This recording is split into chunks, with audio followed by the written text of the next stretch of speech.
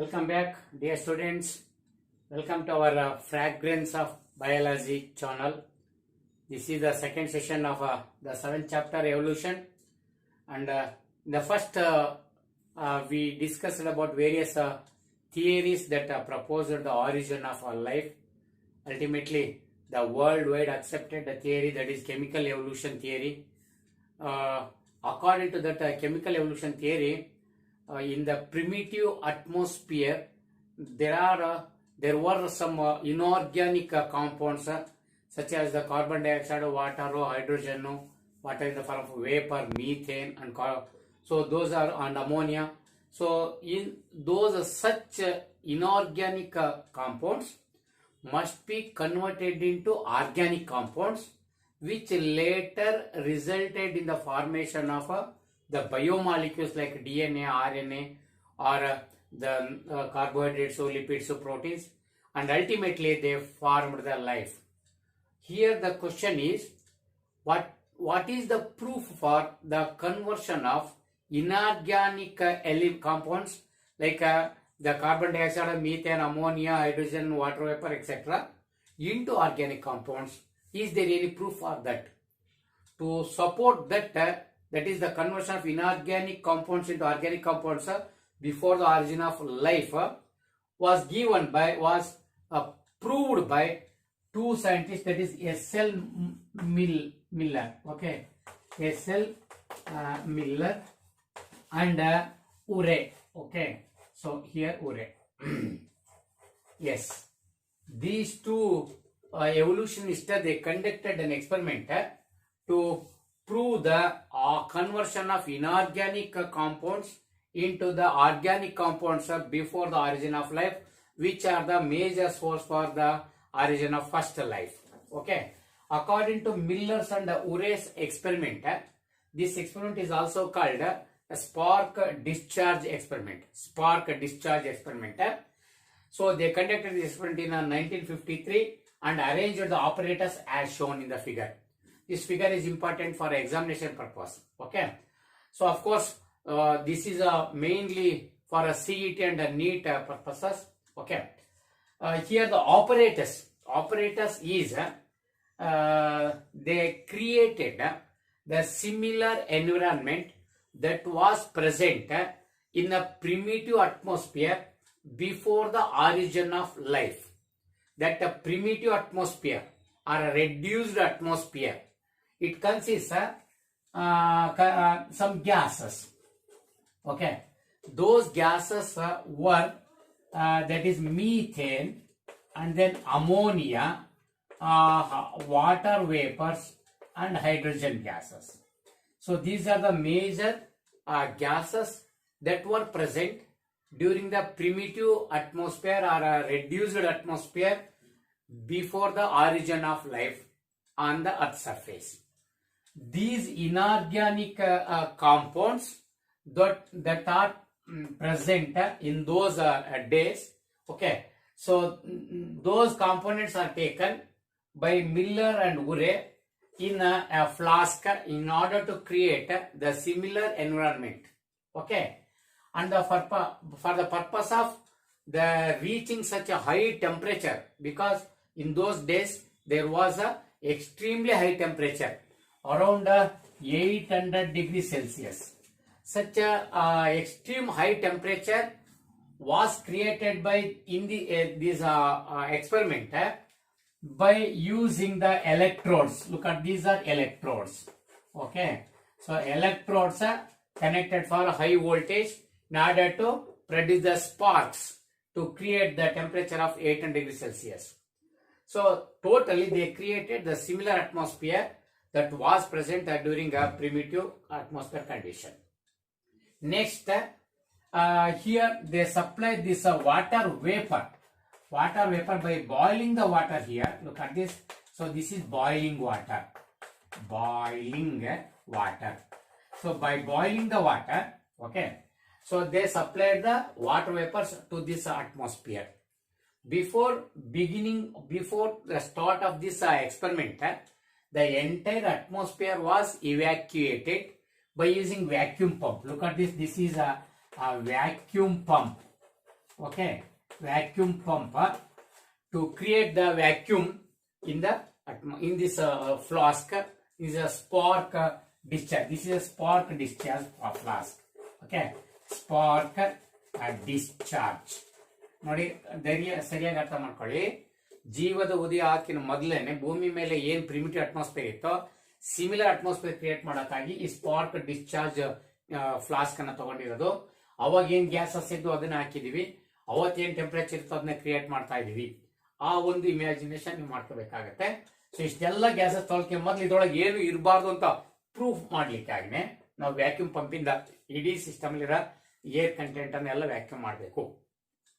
When this water vapor producer in the boiling flask, here this water vapor get enter into this atmosphere along with methane, ammonia and hydrogen gases.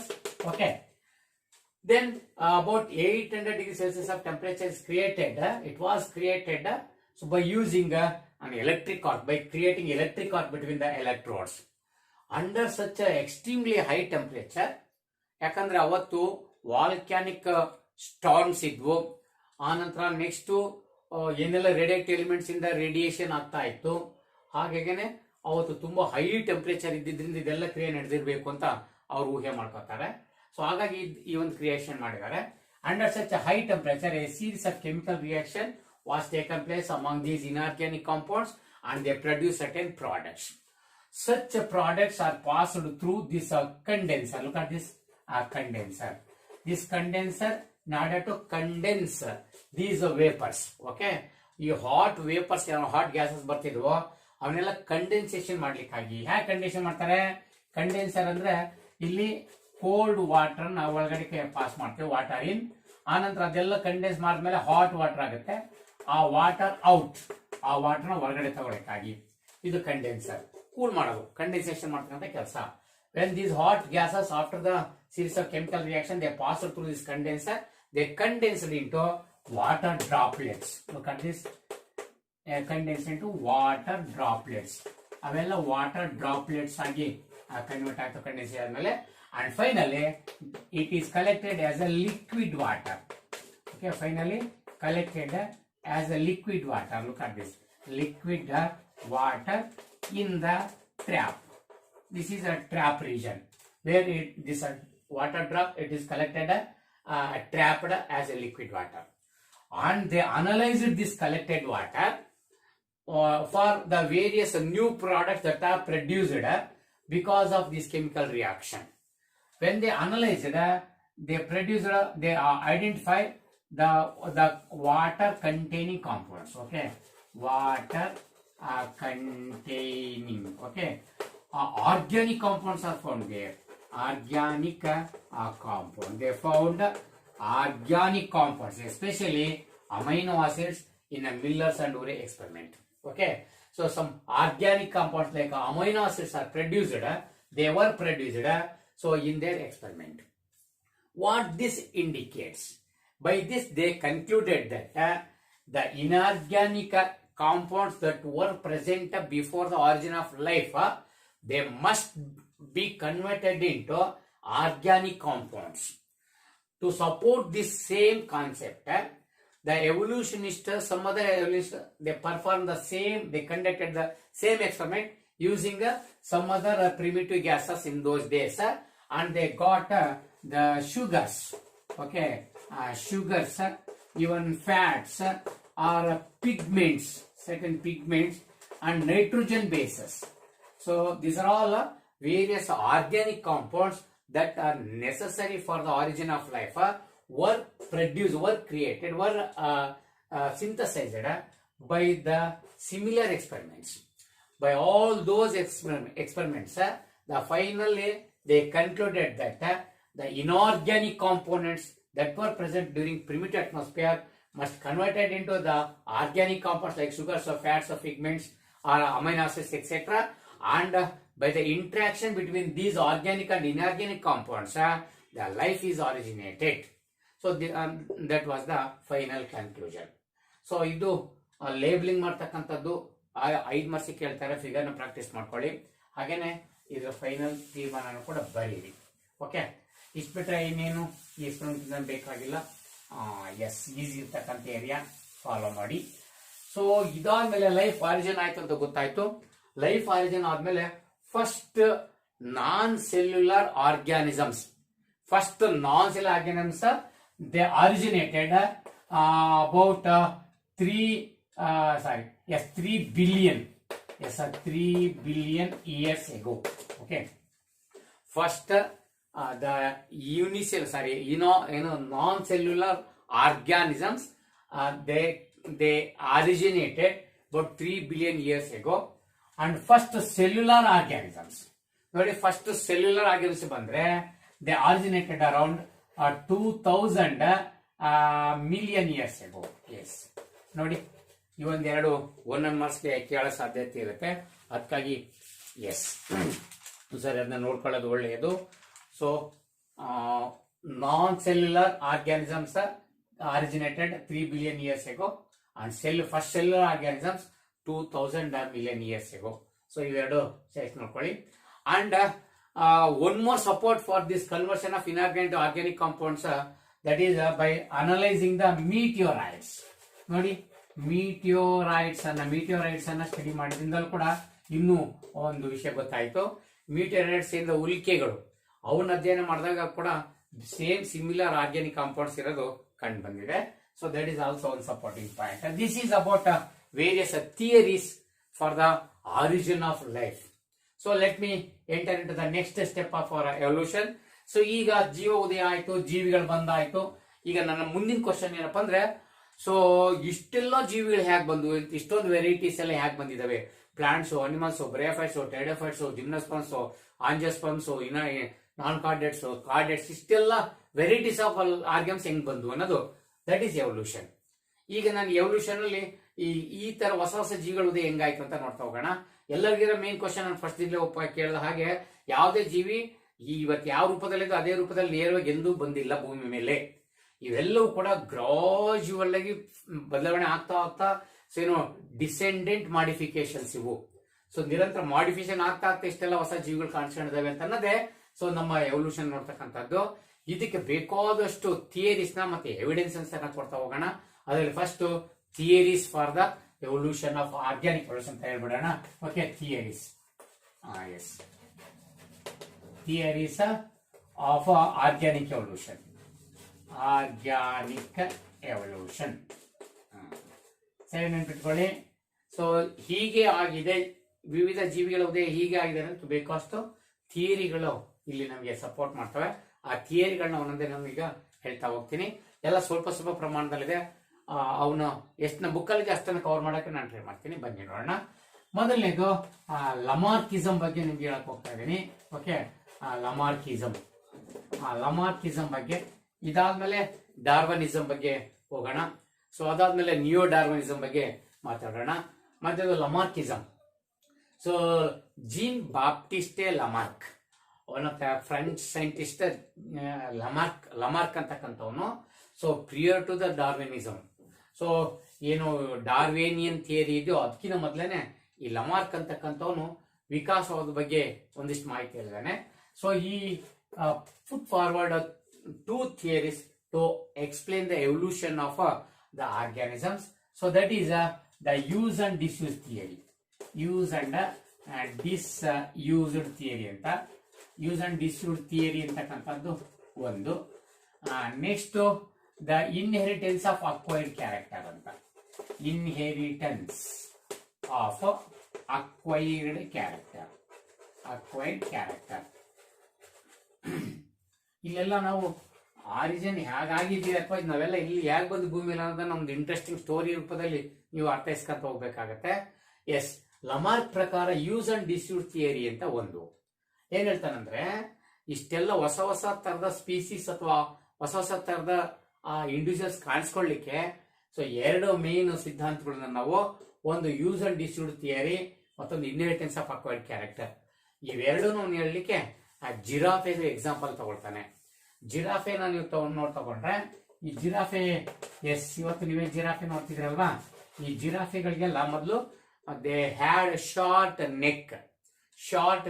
ಬಹಳ ಕುತ್ತಿಗೆ, ಯಾವುದು ಸಣ್ಣ ಕುತ್ತಿಗೆ ಇತ್ತು. And short 4 limbs also. So ಆತರ ಸಣ್ಣವಿದ್ದು ಈಗ ನೋಡಿದ ಹಾಗೆ 4 limbs ಮತ್ತೆ ಎಲಾಂಗೇಟೆಡ್ ನೆಕ್ ಇರಲಿಲ್ಲ ಇವನ್ ಪ್ರಕಾರ. ಮೊದ್ಲೆಲ್ಲ ಆತರ ಸಣ್ಣ ಕತ್ತಿದ್ದಂಗೆ ಇದ್ವು ಅಂತ, ಒಂದು ಕುರಿನೋ ಅಥವಾ ಮೇಕೆ ನೋಡಿದ್ರೆ ಕತ್ತಿ ಅಷ್ಟೈತಾ ಆ ತರ ಇತ್ತು ಜಿರಾಫೆ ಇದು ಅಂತ. ಮತ್ತೆ ಯಾಕಂಗ್ ಉದ್ದ ಆಯ್ತು ಅನ್ನೋದಕ್ಕೆ ಸ್ವಲ್ಪ ಹೇಳ್ತಾನೆ. So the stretching, the elongation of the neck of a giraffe is because of a continuous stretching. Continuous stretching of its neck in order to foraging the leaves on tall trees. ಎತ್ತರದ ಮರಗಳಲ್ಲಿ ಎಲೆಗಳನ್ನ ಕಿತ್ಕೊಂಡು ತಿನ್ನಕ್ಕಾಗಿ ನಿರಂತರವಾಗಿ ಅದು stretch ಮಾಡ್ತಾ ಹೋಗಿದ್ರಿಂದ, ನಿರಂತರವಾಗಿ ಅದು ಅಲ್ಲಿಗೆ ರೀಚ್ ಮಾಡ್ಲಿಕ್ಕಾಗಿ, ಸೊ ತನ್ನ 4 limbs ಅನ್ನ ಮತ್ತೆ ನೆಕ್ ಅನ್ನ ನಿರಂತರವಾಗಿ ಸ್ಟ್ರೆಚ್ ಮಾಡ್ತಾ ಹೋಗಿದ್ರಿಂದ ಅದು ನೆಕ್ ಅಷ್ಟು ಉದ್ದ ಆಯ್ತು ಅನ್ನೋದು ಇವನ್ ವಾದ. Okay, the elongated next of giraffe it is because of a continuous stretching of, continuous use of that neck and 4 limbs to reach the leaves for its foraging purpose. So that results in the elongation of neck, that elonged neck. Okay, ಆ ತರ along ಆಯ್ತು ಅಂದ್ರೆ ಅದು use ಮಾಡ್ತಾ ಹೋಗಿದ್ರಿಂದ ಹಂಗಾಯ್ತು ಅಂತ. By chance use ಮಾಡಲಿಲ್ಲ ಅಂದ್ರೆ ಅದು ಶಾರ್ಟ್ ನೆಕ್ ಇರ್ತಿತ್ತು ಅಂತ. ಅಂದ್ರೆ ಯೂಸ್ ಅಂಡ್ ಡಿಸ್ಯೂಸ್ ಅಂದ್ರೆ accorded ಲೆಮಾರ್ಕ್, if we use a particular organ of our body continuously, then it becomes stronger and strengthened, it becomes longer. So ನಾವು ಯಾವುದೇ ಆರ್ಗನ್ ಅನ್ನು ನಿರಂತರ ಬಳಸೋದ್ರೆ ತುಂಬಾ ಸ್ಟ್ರಾಂಗ್ ಆಗುತ್ತೆ. and those organs which are not used continuously, so they become rudimentary, they become weak and extinct at all ಅಂತ. So ಹೀಗೆ ಜೀವಿಗಳಲ್ಲಿ ಆಗಿರ್ಬೇಕು. ಯಾವ್ಯಾವ ಆರ್ಗನ್ ಬಳಸ್ತಾ ಇದಾವೆ ಅದರಿಂದ ಮಾತ್ರ ಬೇರೆ ಬೇರೆ ರೂಪ ಪಡ್ಕೊಂಡು ಹೊಸ ಹೊಸ ಜೀವಿಗಳಾಗ್ತಾ ಹೋಗಿದ್ದಾವೆ. ಯಾವುದೇ ಕೆಲವು ಆರ್ಗನ್ ಬಳಸದೇ ಇರೋದ್ರಿಂದ ಅವು ರೂಡಿಮೆಂಟರಿ ಆರ್ಗನ್ಸ್ ಆಗಿ ಕೊನೆಗೆ ಡಿಸಪಿಯರ್ ಆಗಿದ್ದಾವೆ. ಅದನ್ನ ಯೂಸ್ ಅಂಡ್ ಡಿಸ್ಯೂಸ್ ಥಿಯರಿ ಅಂತ ಕರಿಬೇಕು ಅಂತ ಈ ಜಿರಾಫೆ ನೆಕ್ ಅನ್ನು ಬಳಸ್ಕೊಂಡು ಹೇಳೋದು ಅವನು. ಅದಕ್ಕೆ ನಾವು ಬೇಕಷ್ಟು ಎಕ್ಸಾಂಪಲ್ ಕೂಡ ಬೇರೆ ಬೇರೆ ಎಕ್ಸಾಂಪಲ್ ಎಲ್ಲ ಕೊಟ್ಟಿದ್ದಾರೆ ಆ ಬುಕ್ ಒಳಗಡೆ ಎಲ್ಲ ಅವರಲ್ಲೂ. ಸೊ ಅಥವಾ ನಾವು ಬೇಕಷ್ಟು ತಗೋಬಹುದು ಎಕ್ಸಾಂಪಲ್ಗಳನ್ನ. ಫಾರ್ ಎಕ್ಸಾಂಪಲ್ ಹೀಗೆ ನಾವು ನೋಡ್ತಾ ಹೋದ್ರೆ ಈಗ ನಮ್ಮ ಎಡಗೈ ಮತ್ತು ಬಲಗೈಗಳು ತಗೊಂಡ್ರೆ ಯೂಶುವಲಿ ಯಾರು ಬಲಗೈ ಜಾಸ್ತಿ ಬಳಸ್ತಾರೋ ಅವ್ರಿಗೆ ಸ್ಟ್ರಾಂಗ್ ಇರುತ್ತೆ ಬಲಗೈ, ಎಡಗೈ ಸ್ವಲ್ಪ ಕಂಪೇರ್ ಮಾಡಿ ಸ್ವಲ್ಪ ವೀಕ್ ಇರುತ್ತೆ. ಈ ತರ ನಿರಂತರ ಬಳಸೋ ಆರ್ಗನ್ಗಳು ತುಂಬಾ ಸ್ಟ್ರಾಂಗ್ ಆಗಿರ್ತಾವ ಅನ್ನೋದಕ್ಕೆ ಎಕ್ಸಾಂಪಲ್ ತಗೋಬಹುದು ಅಂತ. ಎನಿಹೌ ಈ ಒಂದು ಸಿದ್ಧಾಂತದಿಂದ ಹೊಸ ಆರ್ಗನ್ಗಳು ಸ್ಟ್ರಾಂಗ್ ಅಂಡ್ ಲಾಂಗ್ ಆರ್ಗನ್ಸ್ ಆಗಿ ಹೊಸ ಜೀವಿಗಳಾಗಿದ್ದಾವೆ, ಅಥವಾ ಡಿಸಪಿಯರ್ ಆಗಿ ಕೂಡ ಹೊಸ ಜೀವಿಗಳಾಗಿದ್ದಾವೆ ಅಂತ. ಹೀಗೆ ಪಡೆದಂತ ಲಾಂಗ್ ನೆಕ್ ಏನಾಯ್ತು ಅಥವಾ organs ಏನಿದಾವೋ those are acquired characters. This elonged necks of giraffe, so it was one of the acquired character ಅಂತ ಹೇಳ್ತಾನೆ ಅವನು. ಸೊ ದಿಸ್ ಗಳಿಸಿದಂತಹ acquired characters inherited in subsequent generations. These acquired characters inherited in subsequent generations. So ಹಂಗೆ ಗಳಿಸಿದಂತ ಲಕ್ಷಣಗಳಿದ್ವು ಅವು ಮುಂದಿನ generation ಸಾಗಿ ಹೋಗ್ತಾವ ಅನ್ನೋದೇ ದ ಲಾ ಆಫ್ ಇನ್ಹೆರಿಟೆನ್ಸ್ ಅಥವಾ inheritance of acquired character. So inheritance of acquired character means the any character that acquired by an organism during its lifetime, it inherited generation after generation ಅನ್ನೋದು ಇದು. ಇವೆರಡು ಜಿರಾಫೆ ಕತ್ತು ಹೇಗೆ ಬಂತು ಮತ್ತೆ that elongated neck it transferred, it inherited to their offsprings in subsequent generations. That is Y inheritance of acquired character is right ಅಂತ. ಈ ಒಂದು ಲಮಾರ್ಕಿಸಮ್ ಅಫ್ಕೋರ್ಸ್ ಇವತ್ತಿನ ದಿನಗಳಲ್ಲಿ ಇದನ್ನ ತುಂಬಾ ಸಾಕ್ಷ್ಯಾಧಾರಗಳು ಸರಿ ಇಲ್ಲ ಅಂತ ಬಿಟ್ಟಾಯ್ತು. ಯಾಕಂದ್ರೆ ವೀಸ್ಮನ್ ಅಂತಕ್ಕಂಥ ಒಂದು ಎಕ್ಸ್ಪೆರಿಮೆಂಟ್ ಮಾಡ್ತಾನೆ, ಅದೇ ನಮ್ಮಲ್ಲಿಲ್ಲ. ಸೊ ಕೆಲವು ಇಲಿಗಳನ್ನ ತಗೊಂಡು ಆ ಇಲಿಗಳ ಬಾಲವನ್ನ ಕಟ್ ಮಾಡಿ ಒಂದ್ ಕಡೆ ಅವನ್ನ ಇಡ್ತಾನೆ, ಅಂದ್ರೆ ಅವಕ್ಕೇನ್ ಬೇಕು ಫುಡ್ ಎಲ್ಲ ಕೊಟ್ಕೊಂಡು ಇರ್ತಾನೆ. ಅವರಿಂದ ನೆಕ್ಸ್ಟ್ ಜನರೇಷನ್ ಬರುತ್ತಲ್ಲ ಅವರಲ್ಲಿ ಮತ್ತೆ ಬಾಲ ಕಾಣಿಸ್ಕೊಳುತ್ತೆ. ಹಾಗೆ ಜನರೇಷನ್ ಆಫ್ಟರ್ ಜನರೇಷನ್ ನಿರಂತರ ಬಾಲಗಳು ಕಟ್ ಮಾಡ್ತಾ ಹೋದ್ರು ಕೂಡ ಮುಂದೂಡ್ತಕ್ಕಂಥವೆಲ್ಲಕ್ಕೂ ಕೂಡ ಟೈಲ್ ಇರುತ್ತೆ. ಹಾಗಾದ್ರೆ ಅಕ್ವೈರ್ಡ್ ಕ್ಯಾರೆಕ್ಟರ್ ಹೆಂಗ್ ಇನ್ಹೆರಿಟೆನ್ಸ್ ಆಗುತ್ತೆ, ಅದು ಸಾಧ್ಯ ಇಲ್ಲ ಅಂತ ಹೀಗಾಗಿ ಇದನ್ನ ಫೇಲ್ಯೂರ್ ಮಾಡಿದ್ರು. ಸೊ ಎನಿಹೌ ಇದು ನಮ್ಮ ಬುಕ್ ಅಲ್ಲಿ ಡಿಸ್ಕಷನ್ ಇರೋದ್ರಿಂದ ನೋಡೋಣ ಯೂಸ್ ಅಂಡ್ ಡಿಸ್ಯೂಸ್ ಥಿಯರಿ ಮತ್ತು inheritance of acquired character. This is about Lamarckism. Okay, so next this come to the Darwin theory. So ಈಗ ನಾವು ಮುಂದೆ ಹೋಗ್ತಾ ಇರ್ತಕ್ಕಂಥದ್ದು ಸೊ ಡಾರ್ವಿನ್ ಥಿಯರಿನ ತಾವು ದಯವಿಟ್ಟು ನಿಧಾನ ನಾವು ಅರ್ಥ ಮಾಡ್ಕೋಬೇಕು. Because Charles Darwin, the father of evolution, Charles Darwin. So ಅವ್ರನ್ನ ನಾವು ಈಗ ಅರ್ಥ ಮಾಡ್ಕೋಬೇಕಾಗಿದೆ. ಸೊ ಏನು ಚಾರ್ಲ್ಸ್ ಡಾರ್ವಿನ್ ಪ್ರಕಾರ ಅಂತ? Charles Darwin So he made a sea voyage, okay, in a sea ship. That is a traveling ship that is called HMS Beagle. ನೋಡಿ HMS Beagle ಅಂತ ಒಂದು ಹಡಗಿದು. ಓಕೆ, ಸೊ HMS Beagle ಅಂತಕ್ಕಂಥ ಹಡಗಲ್ಲಿ so Charles Darwin, okay, yes, Charles Darwin, okay, he made a voyage, okay, so around the world, okay. So his main intention was to collect certain evidences to understand the evolution of the living organisms. So Darwin ಇವನು ಅತ್ಯಂತ important ಆಗಿ inspire ಆಗಿದ್ದು ಮಾಲ್ಥಸ್ ಅಂತಕ್ಕಂಥ ಒಬ್ಬ evolutionist ಇಂದ. So Malthus ಅಂತಕ್ಕಂಥವ್ರು, this are Thomas Malthus, okay, who wrote a book that is Principles of Population. This book influenced greatly our Charles Darwin. Charles Darwin ತುಂಬಾ influence ಆಗಿದ್ದು ಇಷ್ಟೆಲ್ಲ ಅಧ್ಯಯನ ಮಾಡಲಿಕ್ಕೆ. ಸೊ ಈ ಪ್ರಿನ್ಸಿಪಲ್ಸ್ ಆಫ್ ಪಾಪ್ಯುಲೇಷನ್ ಅಂತಕ್ಕಂಥ book Thomas ಮಾಲ್ಥಸ್ ಇಂದ.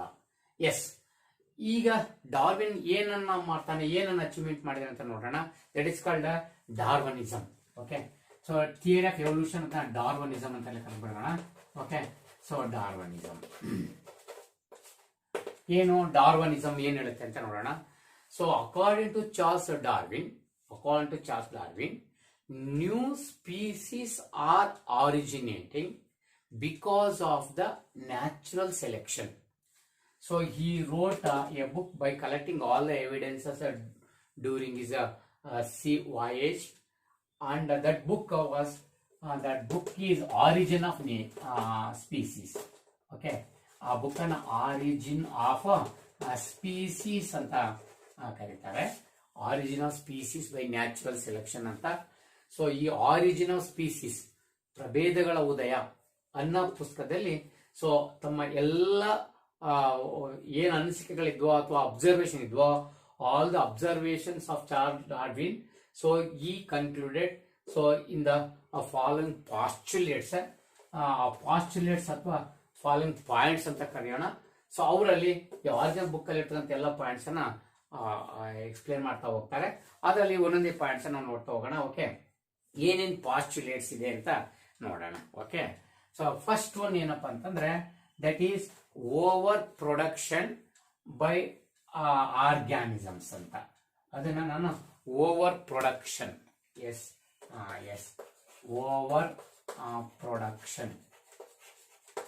Over production of organisms by organism ಅನ್ಬೋದು ಬೇಕಾರೆ. So over production of organisms by organism. ನೋಡಿ ಇದನ್ನ, ಎಸ್, ಒಟ್ಟೆ ಓವರ್ ಪ್ರೊಡಕ್ಷನ್ ಅಂತಲೇ ಅದರ ಅರ್ಥ.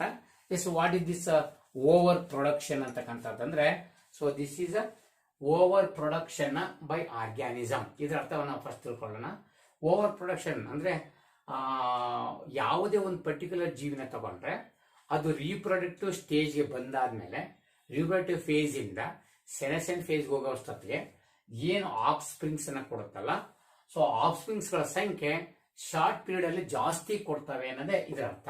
That means every organism has a capability of producing a greater number of offsprings in a geometric progression in a short period of time.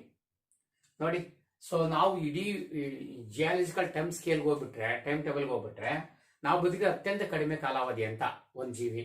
ಅಷ್ಟೇ ಟೈಮಲ್ಲಿ ತಾನು ಒಂದೇ ಜೀವಿ ಬಹಳಷ್ಟು ಜೀವಿಗಳಿಗೆ ಜನ್ಮ ಕೊಟ್ಟು ಹೋಗ್ಬಿಡುತ್ತೆ ಅಂತ ಅದರ ಅರ್ಥ. So that is called over production ಅಂತ.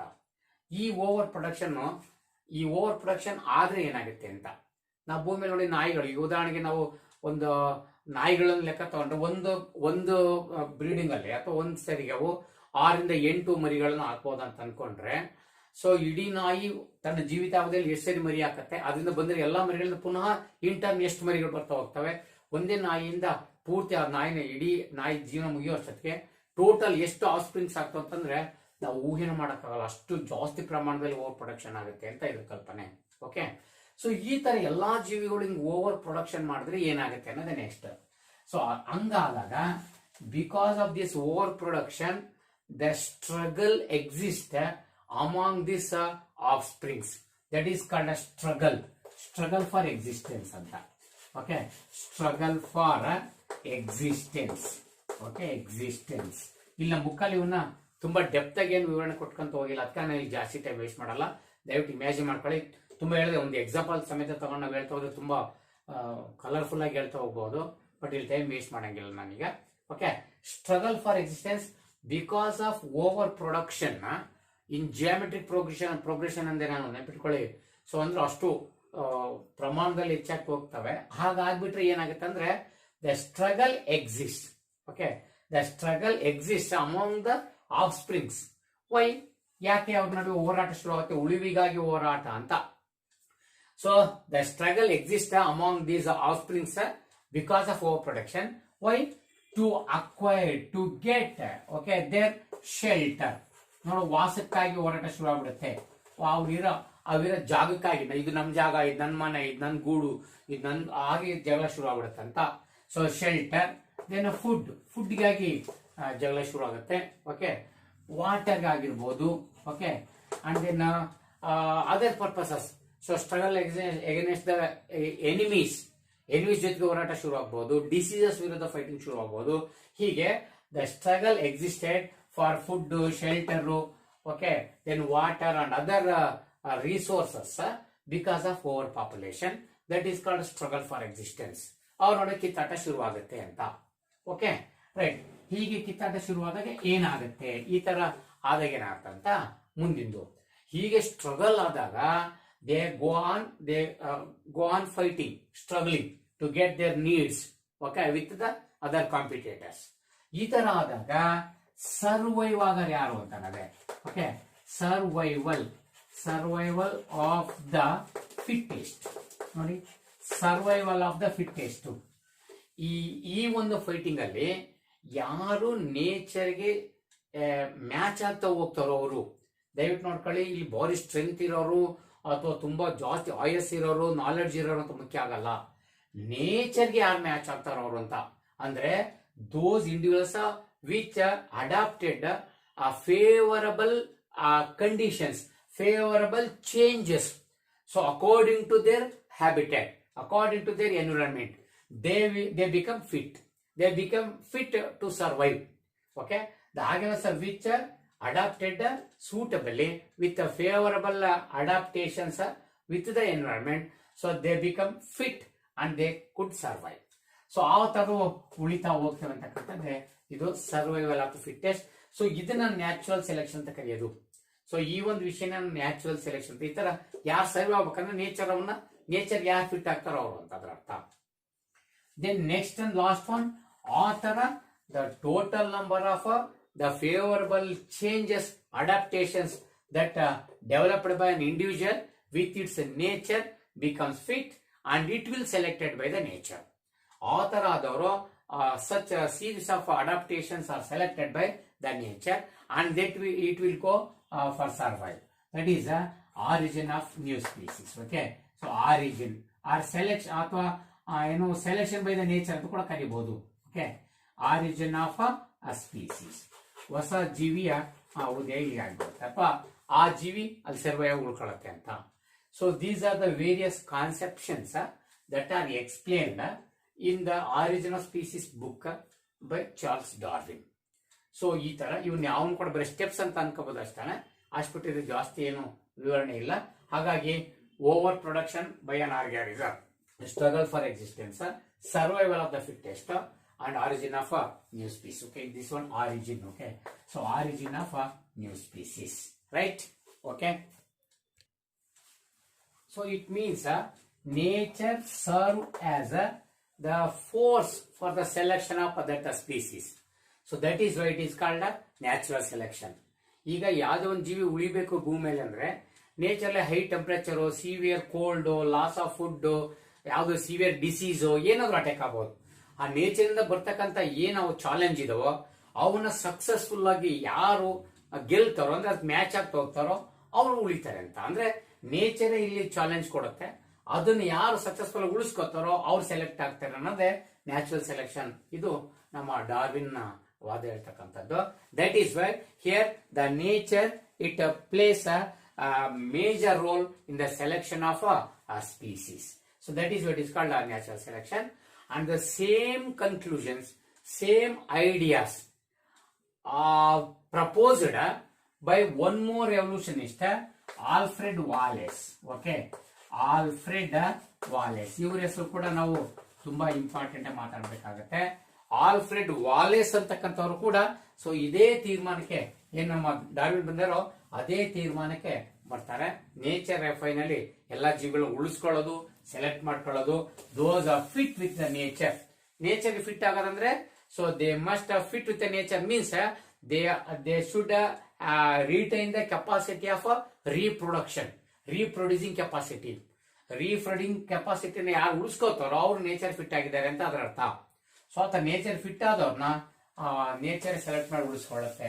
So this is the central theme of Darwin. ಇಷ್ಟೆಲ್ಲ ಆದ್ಮೇಲೆ by all these conceptions Darwin he summarizes concept about organic evolution. ಇಷ್ಟೆಲ್ಲ ಆದ್ಮೇಲೆ ತನ್ನ ವಾದವನ್ನ ತನ್ನ ಸಮ್ಮರಿನ ಹೇಳ್ತಾರೆ. ಆ ಸಮ್ಮರಿ ನಾನು ಸರಿ ಇಲ್ಲಿ ನೋಟ್ ಮಾಡಿ ಅವ್ರ ಭಾಷೆಯಲ್ಲೇ ಹೇಳ್ಬಿಡ್ತೀನಿ, ಅವ್ರ ಭಾಷೆಯಲ್ಲಿ ಸರಿ ಕೇಳೋಣ ಬನ್ನಿ. ಎಸ್, ಡಾರ್ವಿನಿನ ಅನುಭವನ ಅಥವಾ ಅವನದೇ ಆದ ಭಾಷೆಯಲ್ಲಿ ನಾನು ಇಲ್ಲಿ ನೋಟ್ ಮಾಡಿದ್ದೀನಿ. ಇದೆಲ್ಲ ಆದ್ಮೇಲೆ ಎವಲ್ಯೂಷನ್ ಅಲ್ಲಿ ಅವನ ಸಮ್ಮರಿ ಏನಪ್ಪಾ, ಏನ್ ಔಟ್ಪುಟ್ ಅದ್ರದ್ದು ಅಂತ ಹೇಳಿದ್ರೆ, ಸೊ ಡಾರ್ವಿನ್ ಹೇಳುತ್ತಾನೆ, all existing life forms share similarities to varying degrees. Okay, ಅಂದ್ರೆ ಎಲ್ಲಾ ಜೀವಿಗಳು ಬೇರೆ ಬೇರೆ ಜೀವಿಗಳ ಜೊತೆಗೆ ತಮ್ಮ ಲಕ್ಷಣಗಳನ್ನ ಶೇರ್ ಮಾಡ್ಕೊಂಡಿದ್ದಾವೆ. ಅಟ್ ವೇರಿಂಗ್ ಡಿಗ್ರೀಸ್, ಬೇರೆ ಬೇರೆ ಪ್ರಮಾಣದಲ್ಲಿ ಶೇರ್ ಮಾಡ್ಕೊಂಡಿದ್ದಾವೆ. ನಾಟ್ ಓನ್ಲಿ ಅಮಾಂಗ್ ದೆಮ್ಸೆಲ್ಸ್, ಅಂದ್ರೆ ತಮ್ಮದೇ ಆದ ಸ್ಪೀಸೀಸ್ ಜೊತೆಗೆ ಅಷ್ಟೇ ಅಲ್ಲ, and also the life forms present billions of years. Millions of years ಇಂದ ಭೂಮಿ ಮೇಲೆ ಏನ್ ಅವ್ರ ಜೊತೆಗಿದಾವೋ ಅವರ ಇತರೆ ಜೀವಿಗಳ ಜೊತೆಗೂ ತಮ್ಮ ಸಿಮಿಲಾರಿಟಿ ಪ್ರಾಪರ್ಟೀಸ್ ನ ಒಂದ್ಕೊಂದು ಶೇರ್ ಮಾಡ್ಕೊಂಡಿದ್ದಾವೆ. ಹೀಗೆ ಶೇರ್ ಮಾಡ್ಕೊಂಡಿರೋದ್ರಿಂದಲೇ ಇಷ್ಟೆಲ್ಲ ಹೊಸ ಹೊಸ ತರದ ಬೇರೆ ಬೇರೆ ತರದ ಫಾರ್ಮ್ಸ್ ಆಫ್ ಲೈಫ್ ಅನ್ನು ನೋಡ್ಲಿಕ್ಕೆ ಸಾಧ್ಯ ಆಗಿರೋದು. ಇದ್ರ ಜೊತೆಗೆ at the same time there had been extinction of different life forms. So ಯಾವ ಈ ನೇಚರ್ಗೆ ಫಿಟ್ ಆಗಕ್ ಆಗಿಲ್ವೋ, ಯಾರು ಇಷ್ಟೆಲ್ಲ ಶೇರ್ ಮಾಡ್ಕೊಂಡು ಅಡಾಪ್ಟೇಷನ್ ಮಾಡ್ಕೊಳಕ್ ಆಗಿಲ್ಲೋ ಅವರೆಲ್ಲ ಎಕ್ಸ್ಟಿಂಕ್ಷನ್, ನಾಶ ಆಗಿದ್ದಾರೆ ಕೂಡ ಭೂಮಿಯನ್ನು ಬಿಟ್ಟು. So years gone by, so ಕಳೆದ ವರ್ಷಗಳಲ್ಲಿ ಇವು ಕೆಲವು ಭೂಮಿಯನ್ನು ಬಿಟ್ಟು ಕೂಡ ಹೋಗಿದ್ದಾವೆ. Just as new forms of life arose. ಹೇಗಂದ್ರೆ ಅದೇ ಜಾಗದಲ್ಲಿ ಬೇರೆ ತರದ ಜೀವಿಗಳು ಕೂಡ ಅಥವಾ ಬೇರೆ ಸ್ಪೀಸ್ ಕೂಡ ಅರೋಸ್ ಆಗಿದ್ದಾವೆ. ಹೇಗಂದ್ರೆ ನೇಚರ್ಗೆ ಫಿಟ್ ಆಗ್ತಾ ಬದಲಾವಣೆ ಮಾಡ್ಕೊಂತ ಅಡಾಪ್ಟೇಷನ್ ಮಾಡ್ಕೊಂತ ಫೇವರಬಲ್ ಅಡಾಪ್ಟೇಷನ್ ಮಾಡ್ಕೊಂತ ಹೊಸ ಸ್ಪೀಸೀಸ್ ಆಗಿ ಅರೋಸ್ ಆಗಿ ಹುಟ್ಟಿದಾವೆ. ಓಕೆ, ಅಟ್ ಡಿಫ್ರೆಂಟ್ ಪೀರಿಯಡ್ಸ್, ಬೇರೆ ಬೇರೆ ಕಾಲಾವಧಿಯಲ್ಲಿ. ಸೊ ಈ ಜಿಯಾಲಜಿಕಲ್ ಟೈಮ್ ಸ್ಕೇಲ್ಗೆ ಹೋದ್ರೆ ಅವನ್ನೆಲ್ಲ ಎರಾಸು ಎಪೋಕ್ಸ್ ಅಂತ ಮಾಡ್ತಾ ಹೋಗ್ತೀವಿ. ಸೊ ಅವೆಲ್ಲ ಎರಗಳನ್ನ ತಗೊಂಡ್ರೆ ನಮ್ಗೆ ಪೀರಿಯಡ್ ಅಲ್ಲಿ ಗೊತ್ತಾಗುತ್ತೆ. ಮಿಸೋಜೈಕ್ ಎರಾ, ಸಿನೋಜೈಕ್ ಎರಾ, ಹಾಗೆಲ್ಲ ಎರಗಳನ್ನ ಮಾಡ್ತಾ ಹೋಗ್ತಾರೆ. ಅಲ್ಲಿ ಬೇರೆ ಬೇರೆ ಪೀರಿಯಡ್ ಅಲ್ಲಿ ಈ ತರ ಸ್ಪೀಸೀಸ್ ಎಲ್ಲ ಬೇರೆ ಬೇರೆ ಸ್ಪೀಸೀಸ್ ಎಲ್ಲ ಕಾಣಿಸ್ಕೊಳ್ತಾ ಹೋಗಿದ್ದಾವೆ. There has been gradual evolution of life form. Life form ಅಲ್ಲಿ ಅಂದ್ರೆ ಜೀವಿಗಳಲ್ಲಿ ನಿಧಾನಗತಿಯಲ್ಲಿ ಬದಲಾವಣೆ ಆಗ್ತಾ ಹೋಗ್ತಿದೆ. There has been gradual evolution, ನಿಧಾನಗತಿಯಲ್ಲಿ ವಿಕಾಸ ಆಗ್ತಾ ಬೇರೆ ಬೇರೆ ರೀತಿಯ ಜೀವಿಗಳು ಆಗ್ತಾ ಇದಾವೆ ಅನ್ನೋದು ಒಟ್ಟಾರೆ ಅವರ ಅನಿಸಿಕೆಯಲ್ಲಿ ಇದ್ರಿಂದ ನಾನು ಇದನ್ನು ನೋಟ್ ಮಾಡಬೇಕಾಯ್ತು. Okay, so this is the output of the Darwinism. Okay, right. So ಇದು ಡಾರ್ವಿನ್ ಸಿದ್ಧಾಂತದಲ್ಲಿ ಹೇಳಿದಾಗೆ, ಇದೇ ಡಾರ್ವಿನ್ ಸಿದ್ಧಾಂತದಲ್ಲಿ ನಾವು let me consider one good example for the natural selection. So according to Darwin's natural selection, so in England, so in around 1850s, okay, so during those days there were no industries at all. So that is no industrial revolution took place. So in those days the pollution was very less. So consider one example by this in England that was observed by evolutionists. ಏನಾಯ್ತು ಅಲ್ಲಿ ಅಂದ್ರೆ ಈ ಬಿಟ್ಸ್ ಅಂಡ್ betularia ಅಂತ, yes ನೋಡಿ so ಬಿಟ್ಸ್ ಅಂಡ್ ಬಿಟುಲೇರಿಯಾ, ಬಿಟುಲೇರಿಯಾ, ಎಸ್. ನೋಡಿ, ಈ ಬಿಟ್ಸ್ ಅಂಡ್ betularia a type of moth, is popularly in common name pepper moth. ನೋಡಿ, ಪೆಪ್ಪರ್ ಮಾತ್ ಅಂತ ಒಂದು ಜಾತಿಯ ಕೀಟ, ಇದೊಂದು ಜಾತಿಯ ಪತಂಗ. ಓಕೆ, ಪೆಪ್ಪರ್ ಮಾತ್ ಅಂತ ಒಂದು ಜಾತಿಯ ಪತಂಗ ಇದು. ಓಕೆ, ಸೊ ಸೈಂಟಿಫಿಕ್ ನೇಮ್ ಬಿಟ್ಸ್ ಅಂಡ್ ಬಿಟುಲೇರಿಯಾ ಅಂತ ಕರೀತಾರೆ. ಸೊ ಇವರ ಪಾಪ್ಯುಲೇಷನ್ ಬಗ್ಗೆ ಒಂದು ಅಬ್ಸರ್ವೇಷನ್ ಆಗಿದೆ, ಒಂದು ಇಂಟ್ರೆಸ್ಟಿಂಗ್ ಸ್ಟೋರಿ. ನ್ಯಾಚುರಲ್ ಸೆಲೆಕ್ಷನ್ ಹೇಗಾಗುತ್ತೆ ಅನ್ನೋದಕ್ಕೆ ತುಂಬಾ ಸರಿ ಇದನ್ನ ನಾವು ಕೇಳ್ತೀವಿ. So explain the natural selection by considering the melanised pepper moth ಅಥವಾ ಕನ್ಸಿಡರಿಂಗ್ ದ ಬಿಟ್ಸ್ ಅಂಡ್ ಬಿಟುಲೇರಿಯಾಸ್ ಎಕ್ಸಾಂಪಲ್ ಅಂತ ಕೇಳ್ಬೋದು. ಸೊ ಅವಾಗ ನೀವು ಹೇಳ್ಬೇಕಾಗತ್ತೆ. ಈ ಪೆಪ್ಪರ್ ಮಾತಿಗೆ ಬಂದ್ರೆ 2 ಸ್ಪೀಸೀಸ್ ಇದ್ರಾಗಿದ್ದಾವೆ, 2 ಸ್ಟ್ರೈನ್ಸ್ ಇದೆ ಬೇಕಾರೆ. ಸೊ ಅದ್ರಾಗ ಯಾವಪ್ಪ ಅಂದ್ರೆ ಒಂದು ವೈಟ್ ವಿಂಗ್ಡ್, ಇನ್ನೊಂದು ಡಾರ್ಕ್ ವಿಂಗ್ಡ್. ಈ ವೈಟ್ ವಿಂಗ್ಡ್ ಮತ್ತೆ ಡಾರ್ಕ್ ವಿಂಗ್ಡ್ ಯಾಕಪ್ಪ ಅಂದ್ರೆ ಈ ಅವರ ಏನು ವಿಂಗ್ಸ್ ಇದಾವಲ್ಲ, ವಿಂಗ್ಸ್ ಅಲ್ಲಿ ವೈಟ್ ವಿಂಗ್ಸ್ ಯಾಕಂದ್ರೆ ಮೆಲನಿನ್ ಅಂಶ ಕಡಿಮೆ ಇದ್ರೆ ವೈಟ್ ವಿಂಗ್ಸ್ ಇರ್ತವೆ, ಇನ್ನ ಮೆಲನಿನ್ ಜಾಸ್ತಿ ಇತ್ತು ಅಂದ್ರೆ ಡಾರ್ಕ್ ವಿಂಗ್ ಆಗಿರ್ತವೆ. ಈ ತರ 2 ಮಿಕ್ಸ್ಡ್ ಪಾಪ್ಯುಲೇಷನ್ ಒಂದು ಪರ್ಟಿಕ್ಯುಲರ್ ಫಾರೆಸ್ಟ್ ಏರಿಯಾದಲ್ಲಿ ವಾಸ ಮಾಡ್ತಾ ಇತ್ತು ಅಂತ ಅನ್ಕೊಳ್ಳೋಣ. ಓಕೆ, ಸೊ ಇವು 1850 ಅಲ್ಲಿ ಏನಾಗಿತ್ತು ಅಂದ್ರೆ, during 1850 the population of white winged, ನೋಡು white winged, okay, so white winged was less, ನೋಡಿ less when compared to the dark winged. ನೋಡಿ, ಇಲ್ಲಿ ಡಾರ್ಕ್ ವಿಂಗ್ಡ್ ನಾನು ಬೇಕಾದ್ರೆ ಮೆಲನೈಸ್ಡ್ ವಿಂಗ್ಡ್ ಅಂದ್ರೇನೆ, ಮೆಲನೈಸ್ಡ್ ಮಾತ್ ಅಂದ್ರೆ ಮೆಲನಿನ್ ಜಾಸ್ತಿ ಇರ್ತಕ್ಕಂಥದ್ದು, dark winged population more. Okay, ನೋಡಿ ಯಾವಾಗ ಅಂಶ ಇಲ್ಲಿ ಬಿಫೋರ್ ಇಂಡಸ್ಟ್ರಿಯಲೈಸೇಷನ್ ಅಲ್ವಾ, ಎಸ್ ಬಿಫೋರ್ ಇಂಡಸ್ಟ್ರಿಯಲ್ ದಯಮಾಡಿ ತಕೊಳ್ಳಿ. White winged so more population ಇತ್ತು, ಡಾರ್ಕ್ ವಿಂಗ್ಡ್ ಲೆಸ್ ಪಾಪ್ಯುಲೇಷನ್ ಇತ್ತು. ಓಕೆ, ಸೊ ಈ ವೈಟ್ ವಿಂಗ್ಡ್ ಯಾಕೆ ಮೋರ್ ಪಾಪ್ಯುಲೇಷನ್ ಇತ್ತು ಅವಾಗ, ಮತ್ತೆ ಡಾರ್ಕ್ ವಿಂಗ್ಡ್ ಯಾಕೆ ಕಡಿಮೆ ಇತ್ತು ಅಂತ ನೋಡೋಣ. ಅದಕ್ಕಿಂತ ಮೊದಲು 1920 ಬಂದ್ರೆ ದ ಕೇಸ್ ವಾಸ್ ರಿವರ್ಸ್ಡ್. 1920 ಅಲ್ಲಿ ವೈಟ್ ವಿಂಗ್ಡ್ ಲೆಸ್ ಆಗಿ ಡಾರ್ಕ್ ವಿಂಗ್ಡ್ ಮೋರ್ ಆಗಿತ್ತು. ಸೊ ಇದಕ್ಕೆ ಕಾರಣ ಏನಂತ ಅಬ್ಸರ್ವ್ ಮಾಡೋಣ ಬನ್ನಿ. ಏನಾಗುತ್ತಂದ್ರೆ both these varieties of pepper moths they used to rest on tree trunks. Okay, tree trunk ಏನ್ ಮರದ ಟ್ರೀ ಟ್ರಂಕ್ ಇತ್ತು, ಮರ ಇದ್ರೆ ಈ ಟ್ರೀ ಟ್ರಂಕ್ ಅಲ್ಲಿ ಇದ್ರ ಮೇಲೆ ಅವ್ರು ರೆಸ್ಟ್ ತಗೊಳ್ತಾ ಇದ್ವು. ಈ ಮರದ ಮೇಲೆ ಈ ಟ್ರೀ ಟ್ರಂಕ್ ಅಲ್ಲಿ ರೆಸ್ಟ್ ತಗೊಳ್ತಾ ಇದ್ವು, ವೈಟ್ ವಿಂಗ್ಡ್ ಮತ್ತೆ ಡಾರ್ಕ್ ವಿಂಗ್ಡ್ ಎರಡು ಕೂಡ. ಸೊ ಇಲ್ಲಿ ರೆಸ್ಟ್ ತಗೊಂತಕ್ಕಂಥ ಸಂದರ್ಭದಲ್ಲಿ ಅಂತಂದ್ರೆ before industrial revolution the lichens they were richly present on the tree trunk. Before industrial revolution, the tree trunk were covered by the lichens, so which made the tree trunk into white background. ಹಾಗಾಗಿ rich lichens ಮೇಲೆ ಬೆಳೆದು ಇಡೀ tree trunk ಎಲ್ಲ white ಆಗಿ ಕಾಣಂಗ್ ಮಾಡ್ತಿದ್ವಿ, ಯಾಕಂದ್ರೆ ಬರೀ ಲೈಕೆನ್ಸ್ ಇರ್ತಿದ್ವು.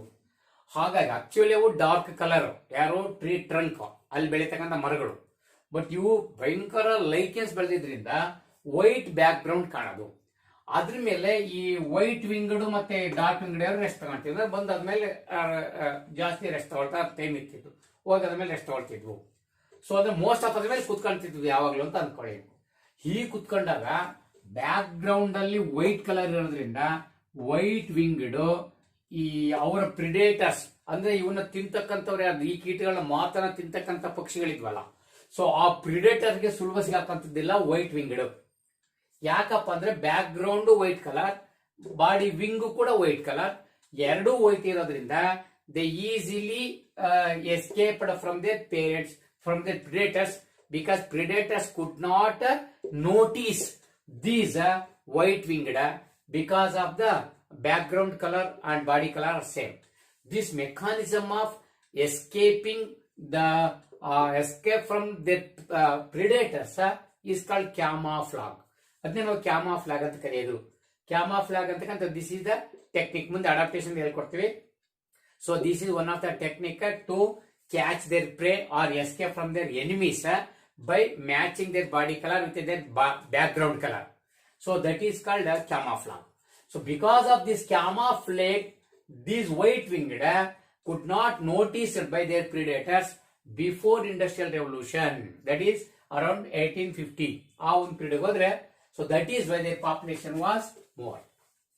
So ಹಾಗಾಗಿ ಅವು ವೈಟ್ ವಿಂಗ್ಡ್ ಜಾಸ್ತಿ ಇದ್ವು. But the dark winged are easily noticed by their predators, easily identified by their predators because of contrasting background. So ನೋಡಿ, in the background white, ಇವರ wings dark. So contrasting color ಇದ್ದುದರಿಂದ super ಸಿಗಾಕೊಂಡ್ಬಿಡವು, ಬೇಗ ಸಿಗಾಕೊಂಡ್ಬಿಡವು ಇವು ಯಾವ dark winged. Hence these dark winged, they are used to, that means they are catched by their predators easily. That is the reason why the population of dark winged was less when compared to the white winged before industrial revolution in England. ಈಗ ಒಂದು ಸ್ಥಿತಿ ಗೊತ್ತಾಗಿದೆ. After industrial revolution what happen? Industrial revolution ಆದ್ಮೇಲೆ ಏನಾಯ್ತಂತೆ? So that is around 1920 ವರ್ಷದ ಬರೋ ವರ್ಷತ್ತಿಗೆ the case was reverse ಅಂದೆ ನಾನು. ಏನಪ್ಪಾ ಅಂದ್ರೆ, dark winged population was more when compared to the white winged, because during industrial revolution, due to the air pollutants and soot, okay, SOOTH, soot ಅಂದ್ರೆ ಏನ್ ಕರಿ ಕಪ್ಪಲ್ ಹೊಗೆ ಬರ್ತಿರ್ತಲ್ಲ, ಬರ್ನ್ ಆದಾಗ ಬರ್ಸ್ಟ್ ಆಗಿರ್ತಕ್ಕಂಥದ್ದು ಚಾರ್ಕೋಲ್ ತರ. ಸೊ ಆ ತರ ಸೂತ್ ಬರುತ್ತಲ್ವಾ, ಈ ಸೂತ್ ಎಲ್ಲ ಮತ್ತೆ air pollutants, they increased in the air and they inhibit the growth of lichens. Like they inhibit the growth of lichens. Lichens ಅಂತ ಕೂಡ ಪ್ರೊನೌನ್ಸ್ ಮಾಡ್ತಾರೆ ಕೆಲವರು. So these lichens growth was inhibited by the air pollutants. That is why lichens are considered the indicators of air pollution. Lichens are called indicators of air pollution. Why? Because lichens, the growth of lichens depending upon the rate of air pollutants. If the air pollutants are more, the growth of lichens is less.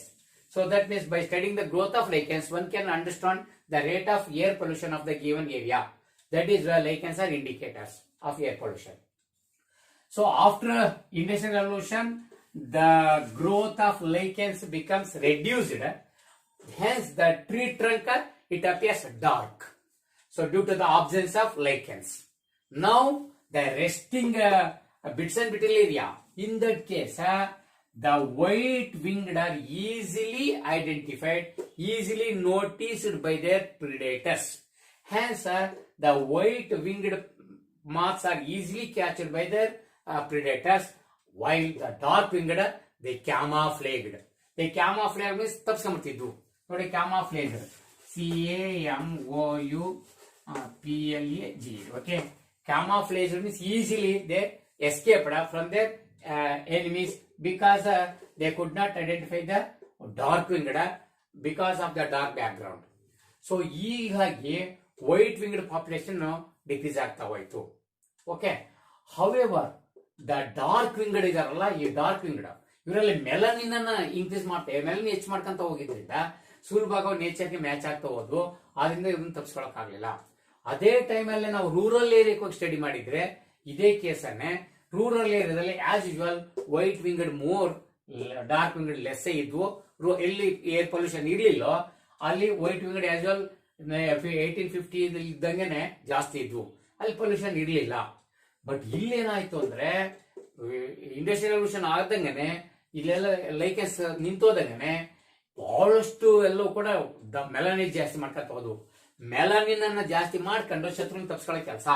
ಅಂದ್ರೆ ನೇಚರ್ಗೆ match ಆಗೋದಂದ್ರೆ nature ಅಲ್ಲಿ ಹೆಂಗೆ dark back ground ಬಂತೋ ಇವ್ರು melanin ಜಾಸ್ತಿ ಮಾಡ್ಕೊಂಡು ಇವರು dark ಆಗ್ತಾ ಶತ್ರುನ ತಪ್ಪಿಸ್ಕೊತಾರೆ. ಅದೇ ನೇಚರ್ಗೆ ಹೊಂದ್ಕೊಳ್ಳೋದಂತ. That is why the population becomes more in case of this dark winged. Okay, so ಇದೊಂದು ಒಂದು ಒಳ್ಳೆ ಎಕ್ಸಾಂಪಲ್ ನ್ಯಾಚುರಲ್ ಸೆಲೆಕ್ಷನ್ಗೆ ಜೀವಿಗಳು ಹೆಂಗ್ ಮ್ಯಾಚ್ ಆಗ್ತಾವ ಅಥವಾ ನೇಚರ್ ಹೆಂಗ್ ಸೆಲೆಕ್ಟ್ ಮಾಡ್ಕೊಳಕ್ಕೆ ಅಂತಕ್ಕಂಥದ್ದು. ಸೊ ಅದಕ್ಕಾಗಿ ಇದರಲ್ಲಿ ಫೈನಲ್ ತೀರ್ಮಾನ, in rural area the percentage of dark and white was same, but in case of industrial region it was reverse. And those which are well developed with the nature so survived. ಅದನ್ನೇ by this experiment we can concluded that in a mixed population, ಈ ತರ mixed population ಒಟ್ಟಿಗೆ ಬರ್ತಕ್ಕಂಥ population consider ಮಾಡಿದ್ರೆ those that can better adapt, ಯಾರು ನೇಚರ್ಗೆ better adapt ಆಗ್ತಾ ಹೋಗ್ತಾರೋ ದೇ ವಿಲ್ ಸರ್ವೈವ್, ಬದುಕುಳಿತಾರೆ, and increase their population size, ಅವ್ರ ಪಾಪ್ಯುಲೇಷನ್ ಕೂಡ ಇನ್ಕ್ರೀಸ್ ಆಗ್ತಾ ಹೋಗುತ್ತೆ. ಸೊ ಆದ್ರೆ remember that no variant is completely wiped up, ಯಾವುದೇ ವೇರಿಯಂಟ್ ಕೂಡ ಸಂಪೂರ್ಣ ನಾಶ ಆಗೋದಿಲ್ಲ. ಆದ್ರೆ ಬೆಟರ್ ಅಡಾಪ್ಟ್ ಆದವರು ಪಾಪ್ಯುಲೇಷನ್ ಸೈಜ್ ಅನ್ನ ಇನ್ಕ್ರೀಸ್ ಮಾಡ್ಕೊಂತ ಹೋಗ್ತಾರೆ. By this we can say that nature is the final, so which select species. Okay, ಒಂದು ಸ್ಪೀಸ್ ಅನ್ನು ಸೆಲೆಕ್ಟ್ ಮಾಡ್ಲಿಕ್ಕೆ it play very important role ಅಂತಕ್ಕಂಥದ್ದನ್ನ ಈ ಎಕ್ಸ್ಪೆರಿಮೆಂಟ್ ಅಲ್ಲಿ ಹೇಳ್ಬಹುದು. Okay, so let me stop here.